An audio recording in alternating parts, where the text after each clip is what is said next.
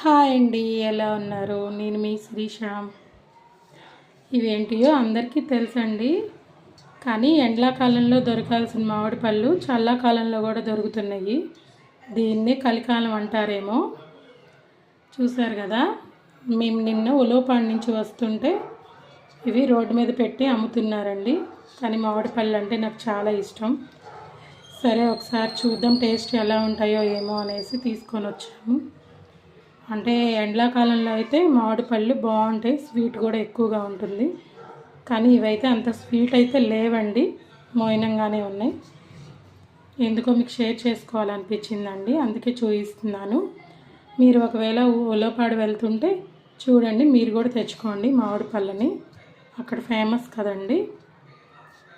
Okay అండి, bye, thank you. ఈ video కనుక మీకు నచ్చినట్టయితే ఒక లైక్ కొట్టండి.